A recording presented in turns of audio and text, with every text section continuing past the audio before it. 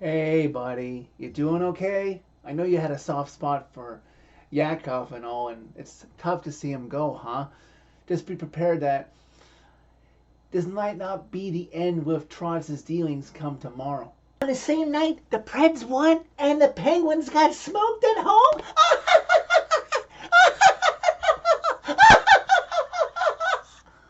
He's hiding it well, PredsNation. I bet he's crying on the inside.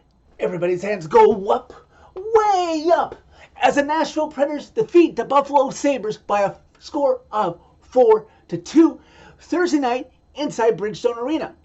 UC Soros makes 26 saves, Gustav Nyquist records 3 assists, and Filsb3rg records another hat trick in his illustrious Preds career as this team gets one step closer to punching its ticket to spring hockey.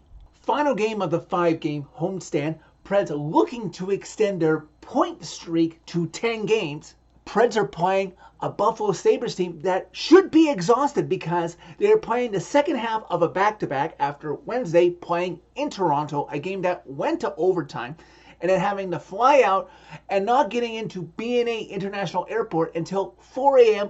local this morning. Preds should also have the advantage because of that back-to-back situation of playing the Sabres' untested backup goalie in Eric Comrie. Coach Bruno puts his energy line out there, and Michael McCarron nearly opens the scoring nearly 30 seconds into the game. Cody Glass would then draw an interference call on Georgensen, putting the Preds on a power play where they would go to work. After receiving the pass from Gustav Nyquist, Captain Roman Josi would get the puck down low through a passing lane to number 9, Filsb3rg, who makes no mistake, roofing it past Comrie, opening the scoring for the Preds, getting off on the right foot in this game after the disaster that was Montreal on Tuesday. His 31st of the season gives the Preds that 1-0 lead. 30 seconds later, though, after Forsberg opens the scoring, Sabres into the Pred zone, and the puck comes over to Bowen Byram, his second game in a matter of 6 days with 2 different teams after being traded in exchange for Casey Mittelstadt, who went to the Avs.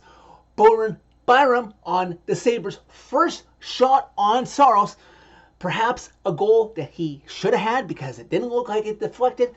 Bowen Byram gets it through into the net, and just like that, the Sabres and the Preds are all square at one. Soon after, the Preds and Sabres would exchange power play chances as the Preds get another power play with Rasmus Dahlin getting called for interference on Forsberg. Preds a lot weaker on that call, not able to get the lead back. But then also the Preds are able to kill off a Roman Josi. There was no question about it. It was a high sticking call. But they're able to kill off the Sabres' first power play of the game, and we remain tied at 1.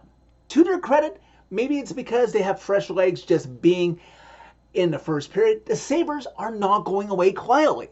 We fast forward to 6 minutes left to go in the first, and in the Preds zone, Saros tries to get a fast break going. He has a miscue, gets hit by Alex Tuck, who tries to make Saros pay, but Saros recovers in time to make sure the Preds aren't put behind the 8 ball and giving the Sabres the lead. Dylan Cousins would then trip down Roman Josi, putting the Preds on the power play for the 3rd time already in the first period. And through the first minute or so of the power play, it didn't look like the Preds were going to be very productive on it. But about a minute and a half into the power play, Preds in transition into the Sabres zone. Mark Jankowski gets the puck. He saucers the puck over to number 77, Luke Evangelista, who taps it home past Eric Comrie. Preds retake the lead. They're now up 2-1. Preds are hungry for more as we reach the last few minutes of the first period, including Michael McCarron with about 20 seconds left, but he's denied by Comrie. Ultimately, the period ends. One minor blip for the Preds, but on the bright side, they're ahead after 20 minutes, 2-1. Sabres have some jump early in the second period, including Clifton, who gets a great chance to beat Saros, but he's up to the task. Then, for a sequence that seems to go on for a minute, maybe two. The Preds are all in the Sabres zone, swarming in on Comrie's net, but they can't buy that third goal. Then upon the stoppage with the chaos in the Sabres zone, Greenway of the Sabres gets high-sticked. And there's only one ref at this point because in the first period, the second ref got hurt and didn't return. So we had one NHL referee through the majority of this game. And at first, they're going to give Cody Glass a 4-minute high-sticking penalty. But fortunately, the ref uses his intelligence, which you don't see a lot this season or other times in the NHL, and he wants to review it. And upon review, it is that Darlene, Greenway's teammate, was the one who high-sticked Greenway inadvertently. Obviously, he didn't mean to do it on purpose, but the Preds escaped having to kill off a 4-minute penalty. Then Jeremy Liaison, in another bad scramble by the Preds, nearly makes it 3-1 Preds, but can't beat Comrie. Preds are getting closer though. Moments later, Sabres odd man rush. Ryan McDonough, the only man back on defense, but UC Saros comes through again. We're halfway through the second period, and at this point, Kara Hammer on Bowie Sports interviews assistant coach Dan Hynute, and he mentions that the Preds have been missing something since the winning streak stopped at 8, and it carried over from the Montreal game, and UC is bailing them out. Astutely put, Dan, that the Preds are going to have to dig deep to pull out the victory in this game. The boys in front of UC are going to have to pick it up and answer the bell because he's answering it for them. Alexander Carey then goes off for holding, and UC Saros is the Preds' best penalty killer, capped off by a huge glove save. Then you've got Ryan O'Reilly robbed by Eric Comrie with about 4 minutes left to go in the second period. Last minute left in the second period. Preds pushing for that third goal. Eric Comrie is not breaking just yet. Final seconds tick down. Horn sounds. We're at the same point at the end of 40 minutes that we were at the end of 20 minutes. Preds ahead 2-1. Perhaps in the third period, with the Sabres playing deep into their second half of a back-to-back, maybe getting exhausted, perhaps the Preds can put this game away and win a little bit more comfortable so Preds fans don't have to be so nervous and stressed out. Ask and then you shall receive, because almost 2 minutes into the third period, you've got Gustav Nyquist to Comrie's left behind the goal line. Hi there. And he has the puck and he sends a no-look behind the back pass to Filsb3rg to Comrie's right. How the heck did that pass get to him? Well, he's all alone, so Forsberg makes no mistake to try and put this game a little closer to away. Dinks out, Comrie backhands into the net. Preds have a 3-1 lead.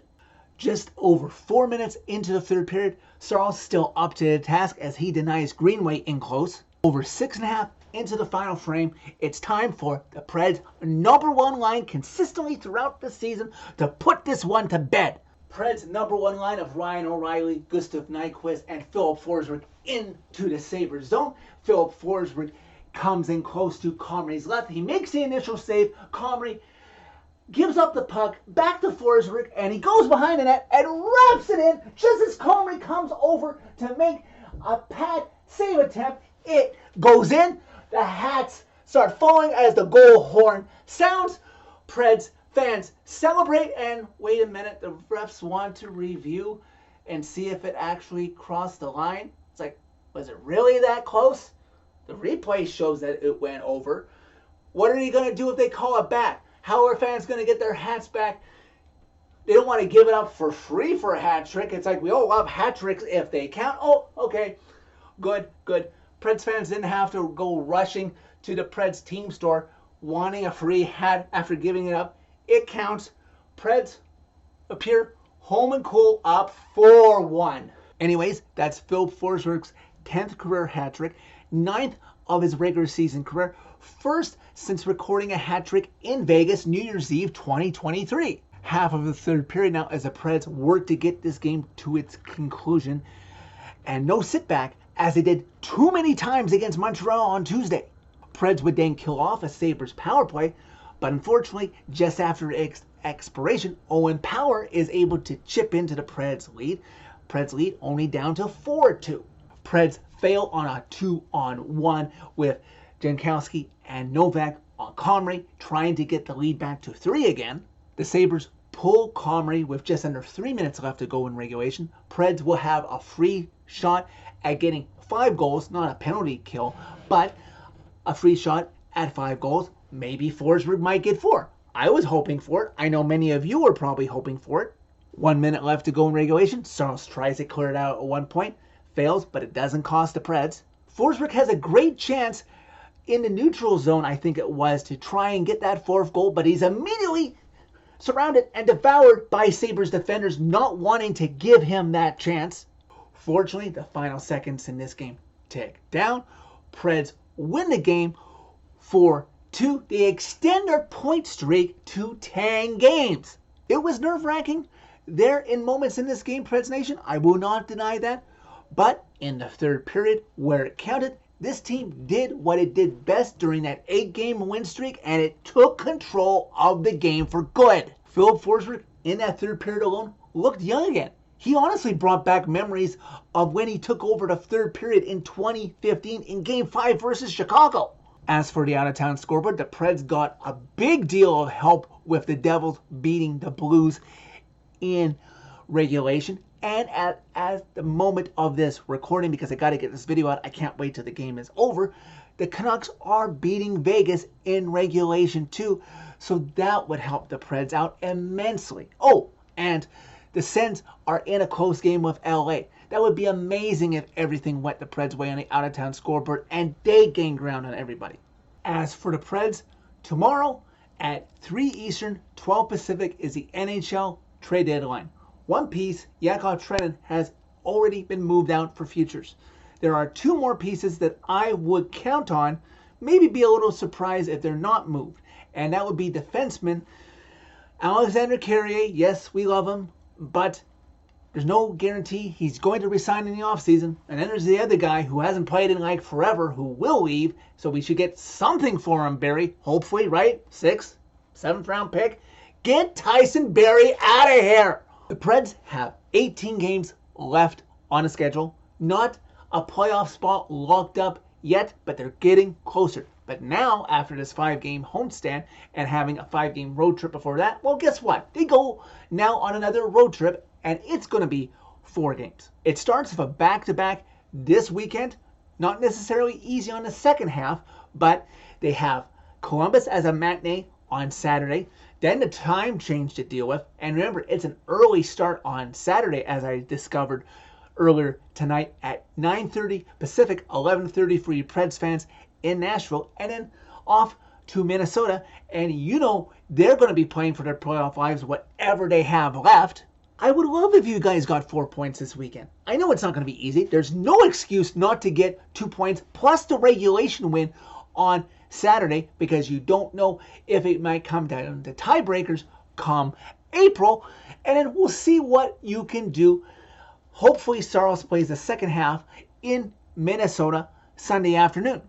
And hey, on the positive side, if you're tired of the back-to-backs, think of it. After this weekend, you just got 1 more left, and that's in early April. So that is it for this video. Thank you very much for watching. As always, click a like if you liked this video. Click subscribe if you really liked it. You can find my social media where you can interact with me during every Preds game by clicking on a channel name. Tell all your friends about Redemption and tell them that tonight the Preds took 1 big step closer to punching their tickets to the spring dance.